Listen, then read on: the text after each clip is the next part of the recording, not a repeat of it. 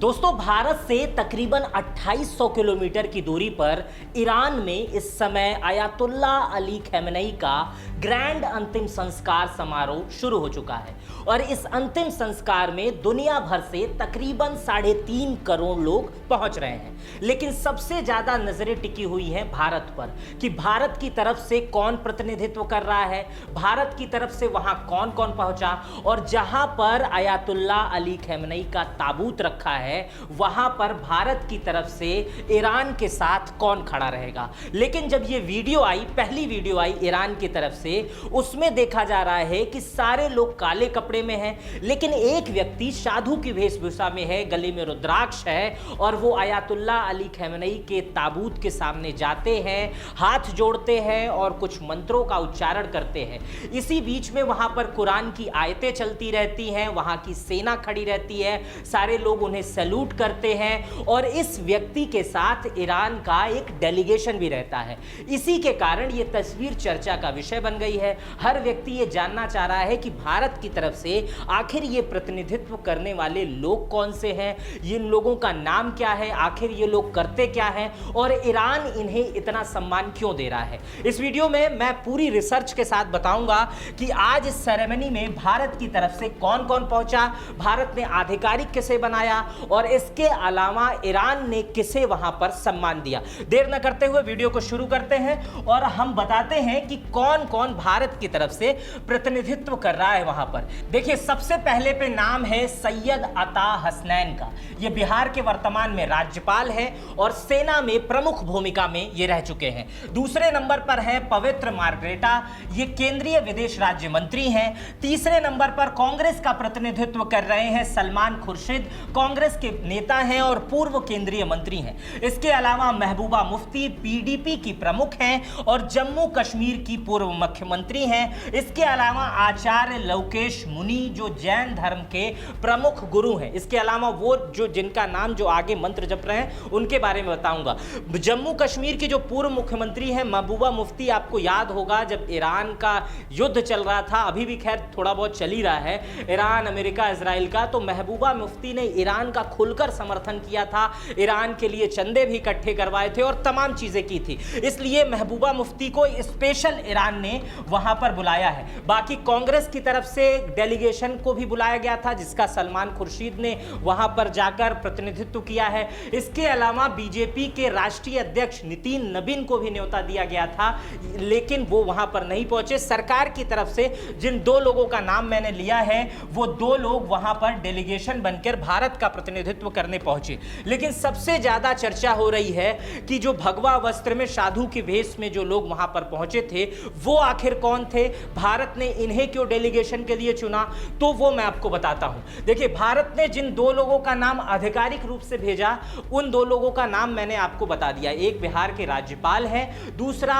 विदेश राज्य मंत्री हैं। लेकिन इसके अलावा ईरान ने उन तमाम लोगों को न्योता भेजा था जो लोग युद्ध के समय या जब खamenei की शहादत हुई थी उस समय ईरान का समर्थन कर रहे थे। ईरान की नजर लगातार उस समय उन पर बनी हुई थी और ईरान ने उन लोगों को न्योता भेजा था और वो लोग वहां पर पहुंचे। देखिए, और उस प्रतिनिधि मंडल को कहा जा रहा है इंटरफेथ प्रतिनिधि मंडल और इसमें शामिल हैं हिंदू, मुस्लिम, सिख, ईसाई और सारे धर्मों के प्रतिनिधित्व हैं और ईरान ने उन्हें खुद वहां पर बुलाया है, जिसमें कुछ लोगों के नाम जो मैंने डिकोड कर पाया है, जो मेरे रिसर्च में आया है, गए तो काफी लोग हैं लेकिन जो मेरे नजर में आए हैं, मेरे रिसर्च में आए हैं, उसमें एक है पंडित विजय कुमार शर्मा जो राष्ट्रीय सचिव हैं अंतर्राष्ट्रीय ब्राह्मण महासभा के। इनसे इंडिया टुडे ग्लोबल के एक रिपोर्टर ने बातचीत की तो उन्होंने बताया कि वो प्रयागराज से हैं और वो खamenei साहब से बहुत प्रभावित हैं। जब उनकी शहादत हुई थी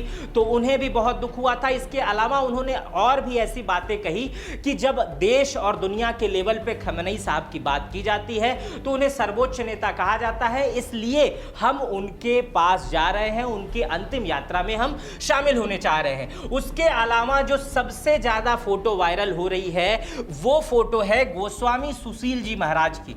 गोस्वामी सुशील जी महाराज हिंदू आध्यात्मिक एवं सामाजिक कार्यकर्ता हैं।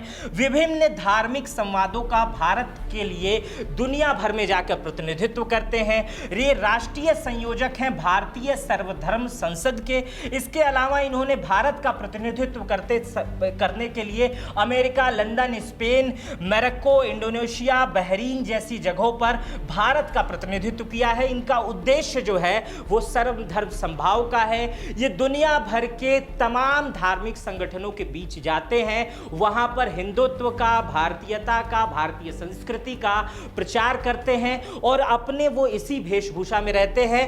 पूरे दुनिया में शांति दूत की तरह ये काम करते हैं और शांति दूत बनकर जाते हैं। अब इस चीज को समझिए कि इसके अलावा अली खamenei साहब का जो अंतिम संस्कार का समारोह है वो दुनिया भर में इतना ग्रैंड क्यों हो रहा है।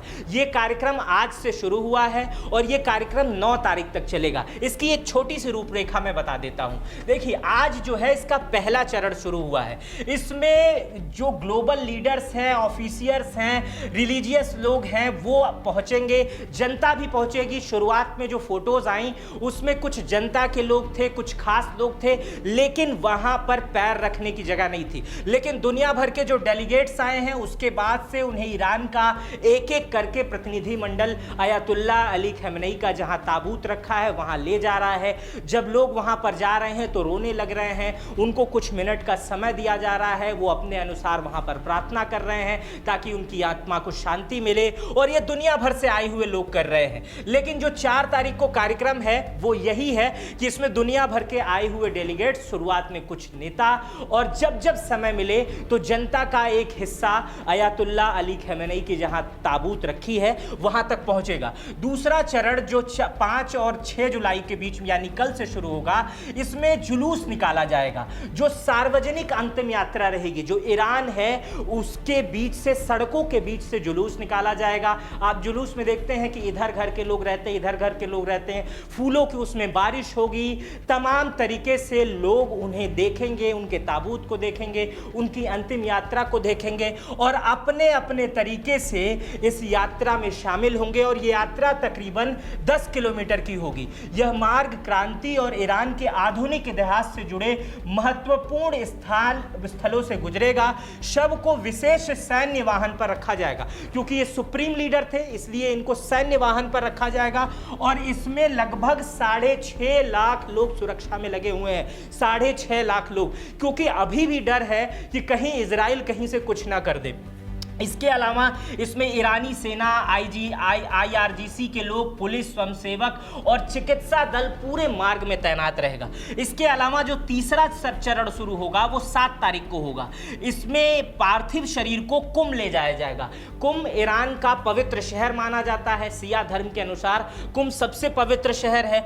यहाँ पर ले जाया जाएगा और यहाँ पर प्रमुख आयतुल्ला जो लोग होंगे, आयतुल्ला चूंकि एक पदवी होती है, अगर ये वीडियो आप देखना चाहेंगे तो चैनल पे मैंने रख रखा है कि आयतुल्ला एक नाम नहीं है, एक पदवी है। तो इसके अलावा वहां पर जितने आयतुल्ला रहेंगे, मदरसों के छात्र रहेंगे, धार्मिक विद्वान रहेंगे, हजारों की संख्या में वहां पर ये उन्हें श्रद्धांजलि देंगे, उनके अंतिम यात्रा में शामिल होंगे, उनकी शोक संवेदना में शामिल होंगे। चौथा चरण जो शुरू होगा वो 8 और 9 जुलाई को शुरू होगा। 8 और 9 जुलाई को शरीर को इराक ले जाया जाएगा और वहां नफज इमाम अली शरीन और करबला में इमाम हुसैन सरीन पर विशेष कार्यक्रम और जुलूस निकाले जाएंगे। ईरान से इराक ले जाया जाएगा और ये दोनों जगह जो है वो शिया मुसलमानों की पवित्र जगह है। इस दिन दोनों देशों में, ईरान और इराक के लोग शोक मनाएंगे और इराक के अधिकारी भी इसमें शामिल होंगे। इसके बाद से 9 जुलाई को वापस शरीर को ईरान के मशहद लाया जाएगा और इमाम रजा दरगाह परिसर में पूरे राजकीय सम्मान के साथ दफनाया जाएगा। इसी के साथ ये 6 दिनों के चलने वाला कार्यक्रम समाप्त हो जाएगा। ये पूरा ग्रैंड कार्यक्रम होगा, बहुत बड़ा कार्यक्रम होगा। इसमें उनके चाहने वाले जितने लोग हैं वो ये सोच रहे हैं कि कम से कम अयातुल्ला अली खamenei साहब जो शिया धर्म के इतने बड़े धर्मगुरु थे, इसके अलावा ईरान के सर्वोच्च नेता थे, उन्हें वो अपनी अंतिम विदाई दे सके। इसके अलावा मैं आपको कुछ और जानकारी दे देता हूं कि जिन देशों के लोग आ रहे हैं, जिन देशों को ईरान ने न्योता भेजा है उसमें है मध्य पूर्व, अफ्रीका, यूरोप और भारत, पाकिस्तान, चीन, रूस, Iraq, Syria, Lebanon, Azerbaijan, Georgia, तुर्की, कतर, ओमान और भी देश जो जिनके नाम लेना इस पूरे वीडियो में पॉसिबल नहीं है, लेकिन दुनिया भर के अक्सर देशों को न्योता भेजा गया है जहां से ईरान की दोस्ती है और उन देशों के प्रतिनिधिमंडल अलग अलग संख्या में वहां पर पहुंच रहे हैं। इसके अलावा अजरबैजान के राष्ट्रपति, जॉर्जिया के राष्ट्रपति और बांग्लादेश का संसदीय मंडल भी वहां पर पहुंच रहा है। पाकिस्तान की तरफ से, रूस की तरफ से, चाइना की तरफ से, हर देश की तरफ से वहां एक बड़ा प्रतिनिधि मंडल पहुंच रहा है। कुल मिलाजुलाकर ये दुनिया का सबसे बड़ा ग्रैंड शोक समारोह होने वाला है जिसमें 3.5 करोड़ से अधिक लोग आने वाले हैं। फिलहाल इस वीडियो पर आपकी क्या प्रतिक्रिया है? आप इस वीडियो को देखकर कितना समझे मुझे कमेंट बॉक्स में बताइएगा। अपना बेहद ख्याल रखिएगा। मेरा नाम मित्र प्रकाश है। बहुत बहुत धन्यवाद।